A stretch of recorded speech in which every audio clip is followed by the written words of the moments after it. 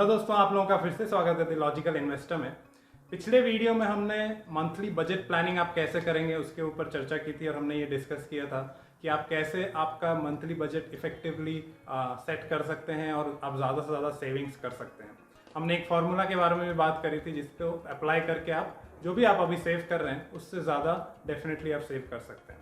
तो आज के वीडियो में हम 5 ऐसे आदतों के बारे में बात करेंगे, 5 ऐसे मनी हैबिट्स के बारे में बात करेंगे जो आपके सेविंग्स को होने नहीं देते और जिसकी वजह से आप बिल्कुल भी सेव नहीं कर पा रहे हैं। यही सब आदतों की वजह से महीने के आखिर में हमेशा हमारे अकाउंट में जीरो बैलेंस होता है। तो चलिए बिना समय गवाए स्टार्ट करते हैं। सबसे पहली आदत यह है कि हम पैसे को एक डिस्ट्रैक्शन, एक टाइम पास की तरह यूज कर रहे हैं। आजकल हर एक फैमिली का फेवरेट टाइम पास क्या होता है वीकेंड में, कि हम मॉल चले जाते हैं। मॉल चले जाते हैं और हमारा दिन भर निकल जाता है उसी में और पता नहीं कितने पैसे खर्च हो जाते हैं। अभी प्री कोविड के टाइम पे मॉल काफ़ी पॉपुलर था, अभी तो खैर कोविड चल रहा है, लेकिन कोविड के टाइम पे दूसरा क्या चीज़ चल रहा है कि हम ऑनलाइन शॉपिंग बहुत ज़्यादा कर रहे हैं। अगर आप अमेजोन के सेल्स नंबर्स देखें तो वो रिकॉर्ड हाई पे चल रहे हैं। इसी तरह हर एक ई कॉमर्स का जो सेल्स है वो काफ़ी बढ़ गया है।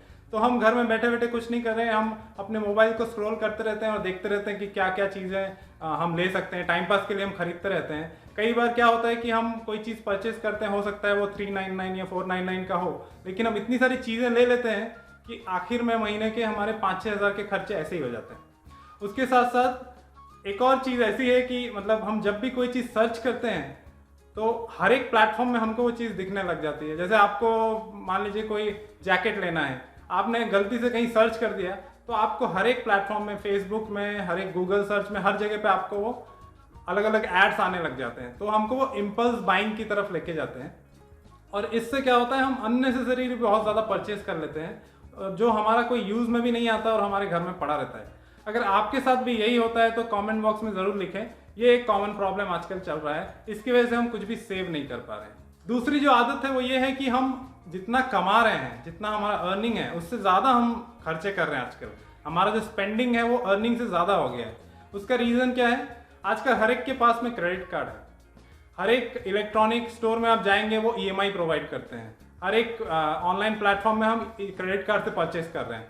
तो क्योंकि हम क्रेडिट पे चीज़ें ले रहे हैं, ईएमआई भी एक तरह से क्रेडिट हुआ, तो ये जो आदत है कि हम वो स्पेंड कर रहे हैं पैसा जो हमारे पास है ही नहीं, उसकी वजह से क्या होता है कि हम महीने के आखिर में हमारा बजट हमेशा टाइट हो जाता है।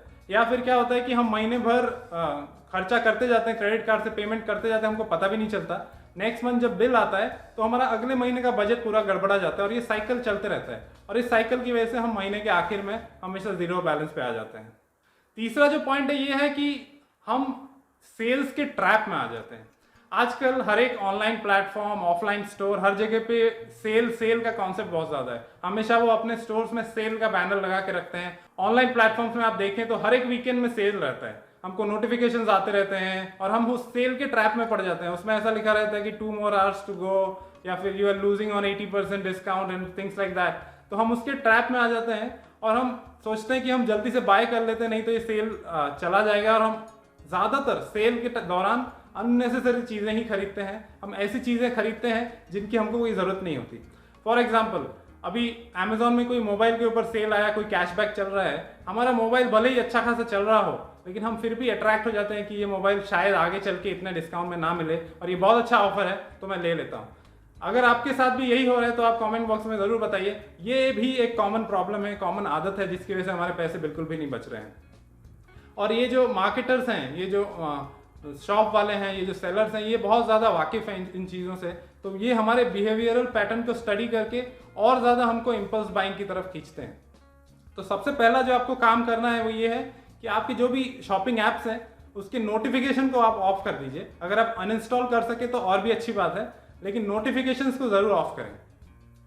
अब जो चौथा पॉइंट है वो ये है कि हम हमारे फाइनेंशियल स्टेप्स को लेके बहुत ज़्यादा लेजी हो जाते हैं। जैसे मैं अगर एग्जांपल दूं तो कई बार क्या होता है कि हमको कुछ बिल पेमेंट करने होते हैं, हमको पता है कि वो बिल हमको भरना ही है, लेकिन फिर भी हम ड्यू डेट मिस कर जाते हैं और हम एक्स्ट्रा चार्जेस पे करते हैं, पेनल्टी पे करते हैं और ये सिलसिला चलते रहता है, ये साइकिल चलते रहता है। हम हर एक महीने में थोड़ा बहुत एक्स्ट्रा पे करते हैं।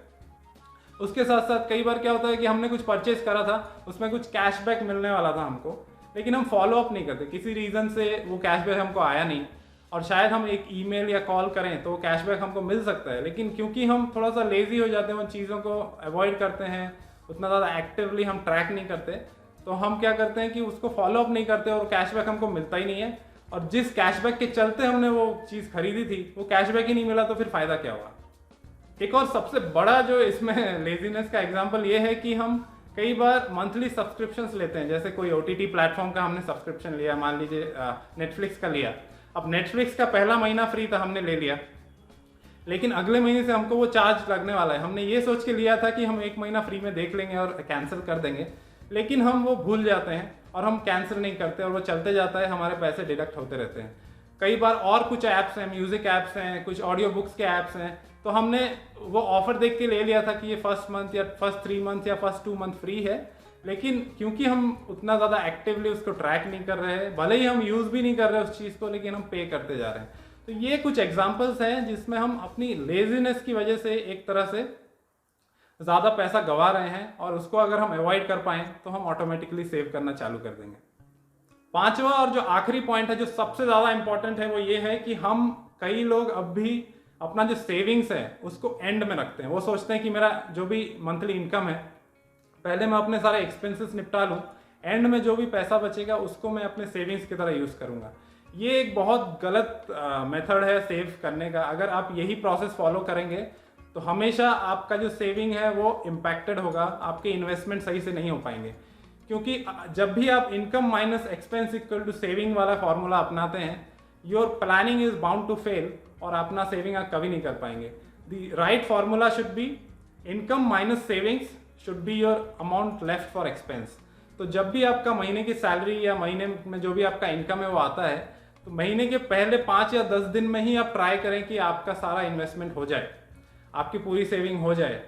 तभी जो पैसे बचेंगे उसके बाद उससे आप अपने एक्सपेंसेस करेंगे। उससे क्या होगा कि आपके जो अनवांटेड खर्चे हैं वो कंट्रोल में रहेंगे और आपका सेविंग एंड इन्वेस्टमेंट इम्पैक्ट नहीं होगा।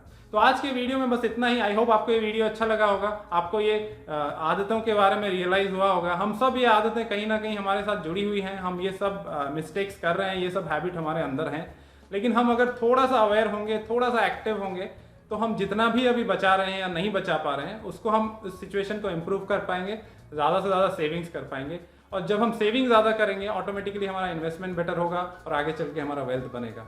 अगर आपके मन में इससे रिलेटेड और भी कोई सवाल है, या अगर आपको और कोई आदत है जो मैंने इसमें कवर नहीं की, तो आप कमेंट बॉक्स में ज़रूर बताइए, लोगों को भी उसके बारे में जानकारी दीजिए। Thank you for watching, see you in the next one.